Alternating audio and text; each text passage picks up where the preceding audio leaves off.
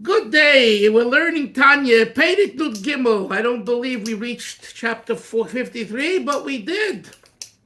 The last Perek in the first section of Tanya called Likutei Amorim, page Ayin Dalet. To bring you up to par here, the Alter Rebbe said from chapter 51, beginning, that the Shechina is what God uses, that level of Hashem, Shechina, to animate the world. And he brought the pasuk in the Torah, V'shochanti b'soichom. Hashem says, V'shochanti, and he uses the word Shechina. I rest, Shochanti Avram, from the word Shechina, b'tocham, within them, within every single Jew. That means that this idea of Shechina, in other words, the question is, so why use the word v'shochanti? V'ani b'tocham. I am amongst the Jews. Doesn't say that. It says v'shochanti. I dwell amongst the Jews. So the Alter Rebbe understands from that particular new word used in the context of referring to God, to Hashem, that we're not just talking about Hashem. We're talking about a certain aspect of Hashem. And here again, for a moment, you see the way Chabad Hasidus looks and takes what the Rambam, for example, writes in the Moreh HaNevuchim, that the Torah, Hashem places in the Torah words which are of human nature, the eyes of God, the ears of God, the right hand of God. And the Rambam says you need to strip the literal understanding of God having eyes or ears, God forbid, and it's a reference to a certain communication method that God gives the world. So the eyes represent an openness, the ears represent a long distance, you hear something from the distance, etc., etc. So too, we could argue that the Alter Rebbe, when he says that that there's a level called Shechina, and he bases it on the verse V'shochanti b'soichom, he's also thinking like the Rambam's thinking. Why the use of the word Shochanti if it's referring to God? So he says no, it's referring to a certain method and application of Hashem, of God in the world, i.e., dwelling, V'shochanti. The animation, the bottom line of God's aloofness and greatness and awesomeness, which would make Hashem kind of distant from the world. V'shochanti. I'm bringing that somehow into the world, into your life. That is I would say, the ethos of the Alter Rebbe's point here from chapter 51 to 53. In looking at the word v'shochanti. And of course, he brings all the Kabbalistic ideas and everything else. That's very nice. But the bottom line is, you have to go back to what's his argument. And let me say, just for the sake of clarity, and those people who listen to this here online, not everyone would accept this. You ask someone who never learned Chassidus, who's not interested in Chassidus, they'll say, V'shochanti is God. What are you trying to, a certain level of God? You understand? If you don't buy into the Rambam, the Moreh HaNevuchim, and others, that the words in the Torah, the figure of speech, has a certain meaning, and it doesn't just mean, it's not just a metaphor in the sense, because Hashem wrote the Torah with metaphors. But it actually means something. The right hand means chesed. Right? Yoni, you could argue chesed, the right of God, that it's a flowery way of writing. And Hashem decided to give the Torah with those adjectives and those flowery words. Comes along the Kabbalah and Chassidus, and says, no. If it says chesed, if it says the right, it represents a certain flow from the right. And that's actually the reality. And if it says the left, excuse me, if it says the left, it's the actual left, Gvura. And if it says Yaakov Rachamim, it's actually mercy. So then it's a whole different God. It's not the God that's God. No. There's manifestations as gods. So that's part of what the Alter Rebbe is teaching over here. Now, to get more specifically, he taught us that when the Yanukah, which he mentions in chapter 35, says that the Shema Yechsel Reishe, quoting the pasuk, don't diminish oil on the head, referring to Uvdin Tovim, acts, Maisim Tovim. And then he says those Maisim Tovim, make sure it's associated with the head. Shemen al Yechsel Rosha, on the head. So that's what he's going to explain in this chapter as well. The connection between Chochmah and Maaseh. Wisdom, intelligence, Chabad, and action, and Maaseh, which is very important. Because people have asked and continue to ask, if you're a real Chabadnik, if you're really into the approach called Chabad, what are you running around putting on tefillin with someone? Go into the shul and learn. Understand God, meditate, spend time meditating. You know, the whole emphasis of Chabad is Chochmah Bina Das. Running around putting on tefillin sounds like it's a very important thing and a nice thing, but it's not the avoid of Chabad. So this should also become clear from this chapter to answer that practical issue as well. And finally, the Alter Rebbe here is also explaining the importance of the Shekhinah being specifically in the Beis Mikdash, or what he called in the Heichel Kodesh Kodeshim, in the chamber of the Holy of Holies. And he said in the last few chapters, there's a chamber within Atzilus and Bria, Yetzira, Asiya.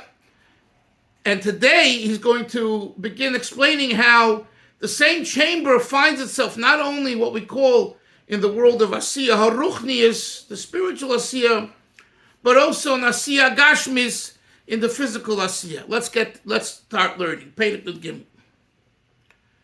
When the first temple, in the first Beis Mikdash existed, we know that what made the first Beis Mikdash different than the second Beis Mikdash, it was the Ark, the Aron, and the tablets and the Luchos, the Seres HaDibros, the Ten Commandments. The Beis Kodesh Kodeshim, where were they stored? In the Holy Temple in the house. Kodesh Kodeshim, within the house, a section called the Holy of Holies. Hoisa Shechina, so there the Shechina rested. Shehi Malchus the Atzilus, this is the level called Malchus of the first world of Atzilus. She B'chinas Gilui Oirin Sof Baruch Hu, meaning that godliness was revealed over there. Shoyder Sham, it rested there. Umulubashes, and it was invested.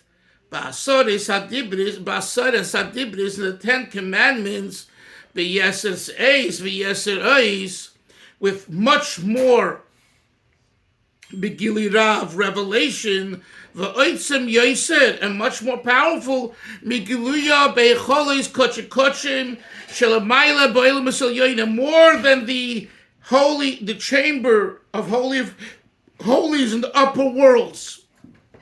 This is an enigma. How can you say that the Shechina, as it was in the Kodesh Kodeshim, in the physical world, in the Beis Mikdash, on Hara Maria, right over there. How could you say that it's more than the spiritual worlds? How could you say that? Why not? The physical world limits God. Hashem's presence is not open. Look outside and you see nice things, very nice things, Avram. But you have to scratch your head and meditate and say, stop. It's all from Hashem. On and on and on. In the spiritual world, you don't have to scratch your head over there. It's obvious to everyone.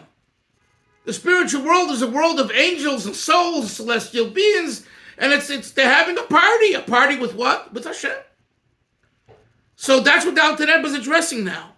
How is it that the Shechina in the Kodesh Kodeshim, in the Beit Mikdash, is more revealed, is more open than the Shechina the way it is in the spiritual worlds?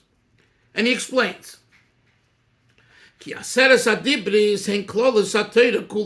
the 10 Commandments represent all of the 613 mitzvahs of the Torah. The nafka mechochma ilo dileila.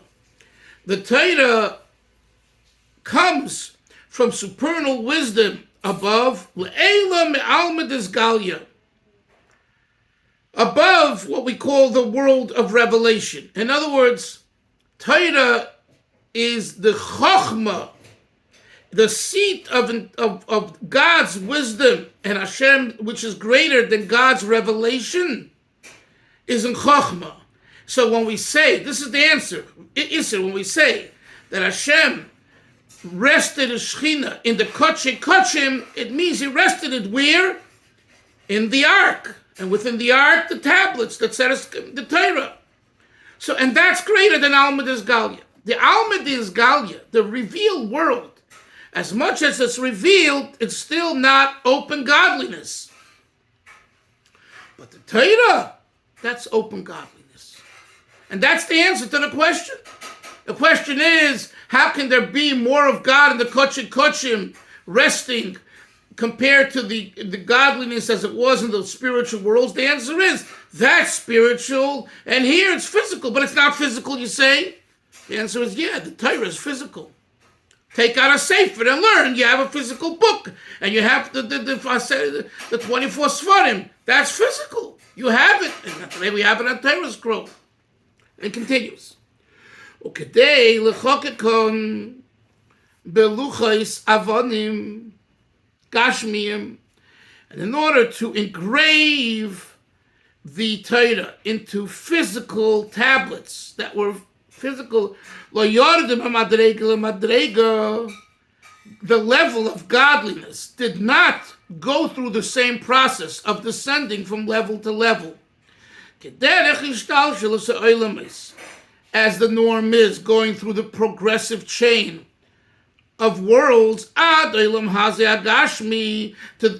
ending up in the physical world. And why did it not go through this process? Because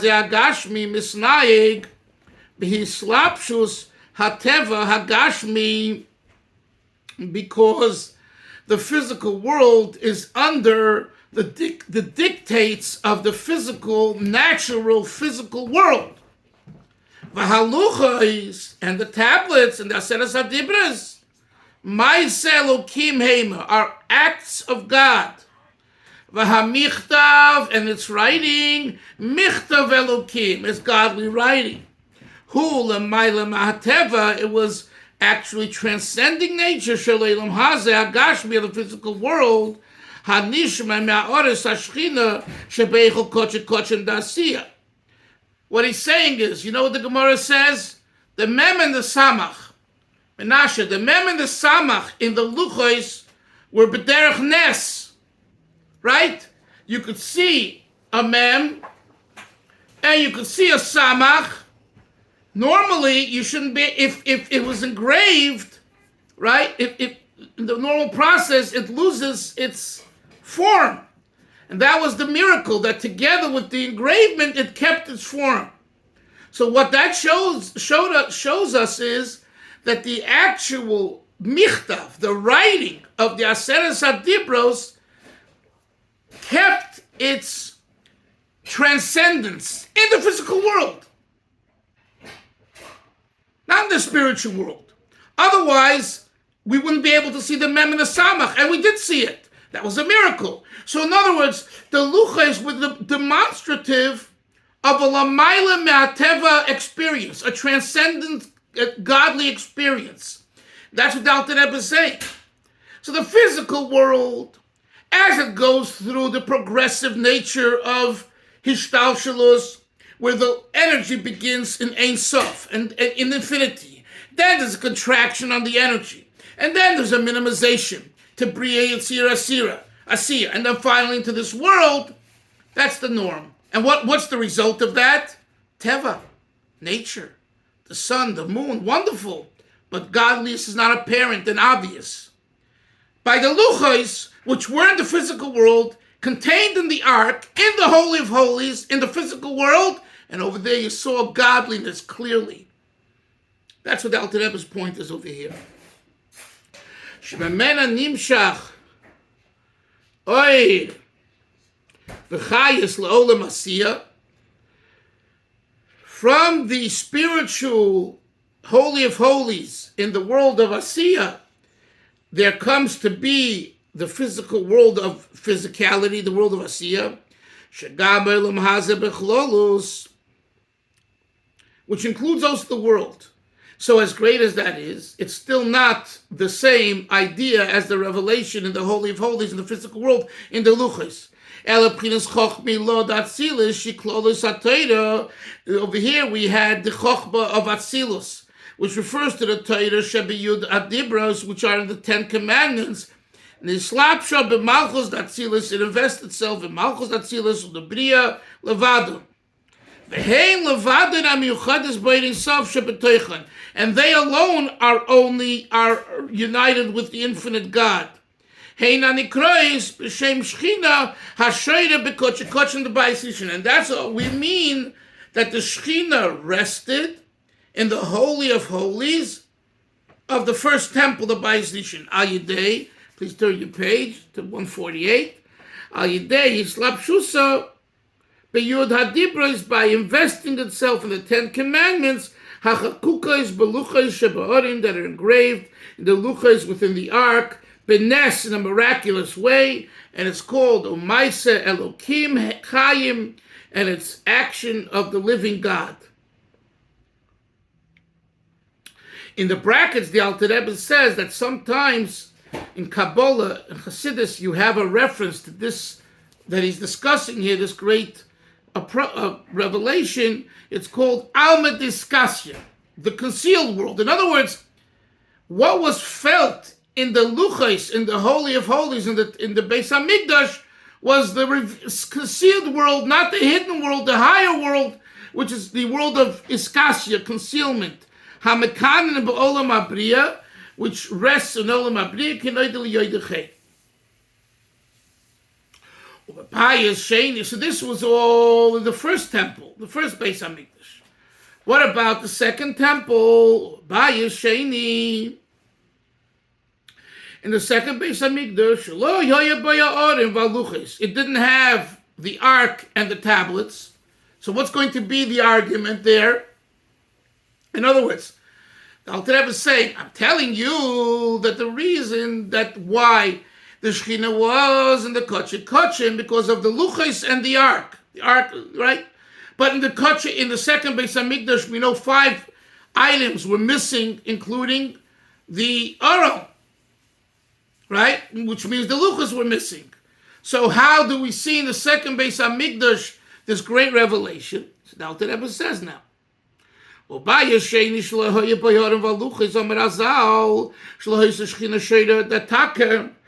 Shechina didn't dwell there. Pirush. Not that there was no Shechina.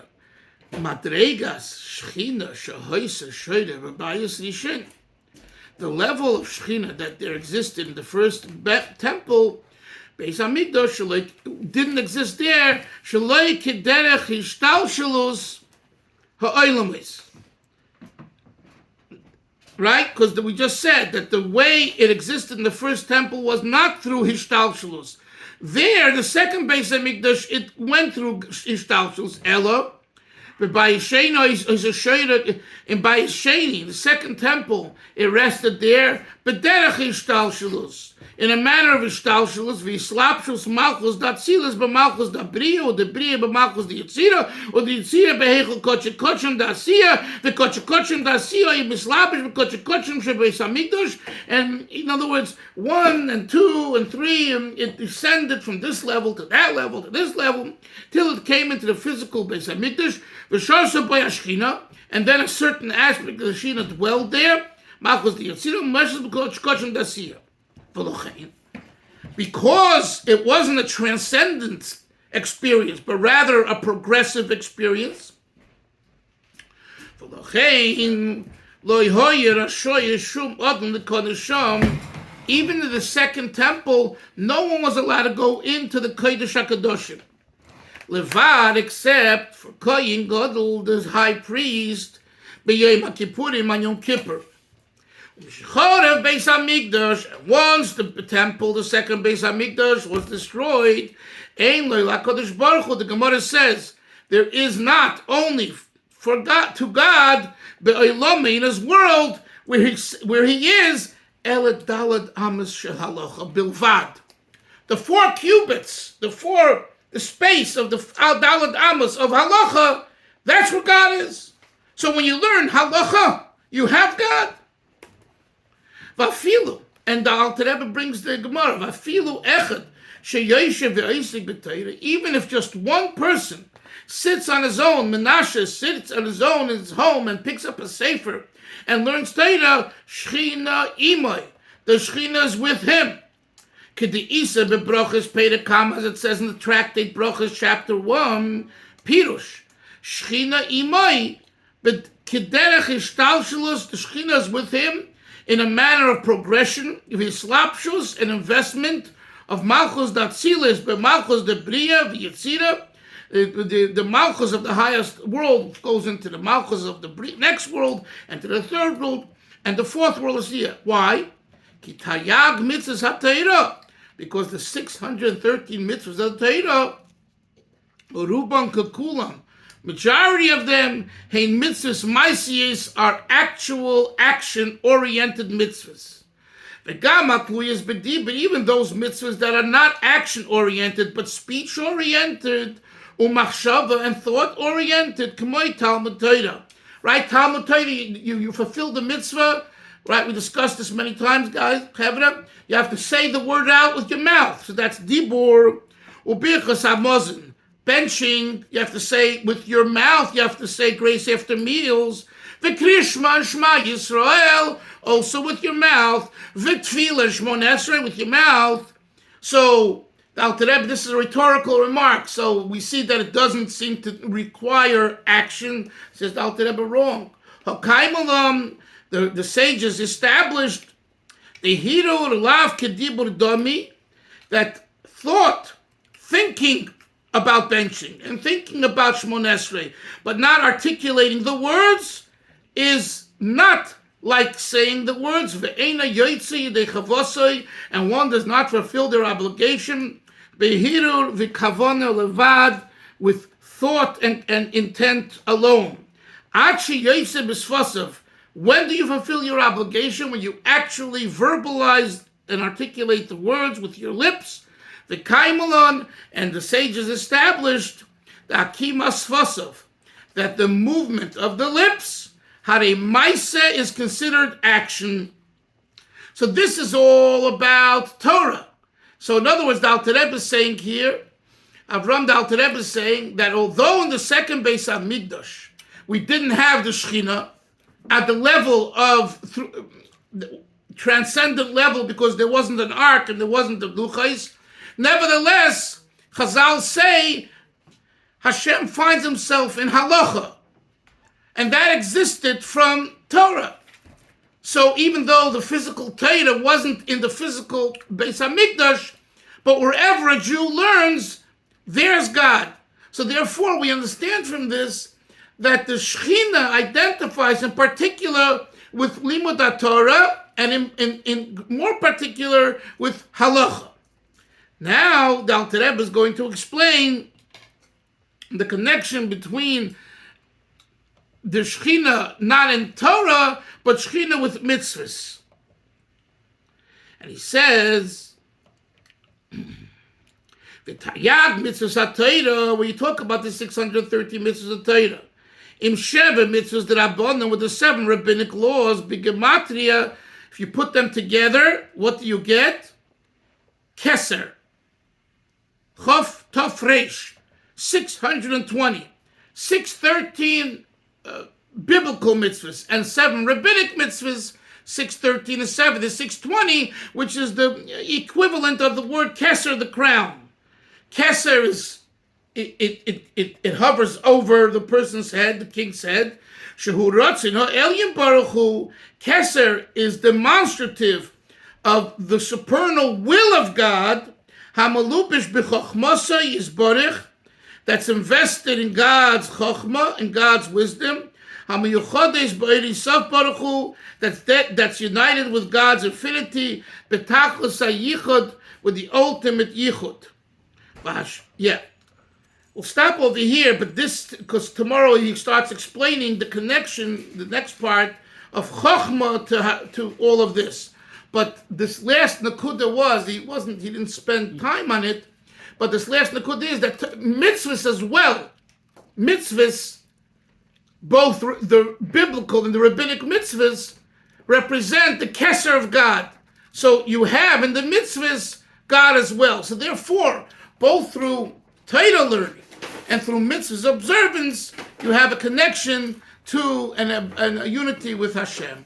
We'll see everyone tomorrow in Mitzvah Hashem. Seid gesund, a good Rosh Chodesh. It's Rosh Chodesh today. We need to make the best of the day. It's the month of Purim. And Purim, we know, is Adel Yada, transcendence. Purim is a day when we rise above limitations. And as one of my mashpiyah said, leave the silliness for Tisha B'Av and the seriousness for Purim. It doesn't mean you should be a square on Purim, but you know the excessive drinking and making yourself silly and all of that is not. It's not the energy and the truism of Purim. Purim is a very holy day, and one who observes the Rebbe's Farbrengens. The Rebbe came down 9:30 and started the Farbrengen to 2-3 in the morning, and yet they said L'chaim, and they was singing, and it was very animated, but no one was shikar, and the people were listening. They wanted to hear what the Rebbe had to say. And the Rebbe always would say, one person should donate himself to fulfill the mitzvah of Adlo Yada. So a person took a cup of l'chaim, he made a somersault, and that was like the fulfilling the obligation of Adlo Yada. But it's the general message, and I'm not saying people want to dress up and all that, but it has to be done with in a way where it's respectful and not disgraceful to us. Okay, have a great day. Good Chodesh. See everyone tomorrow. Shalom. Bye.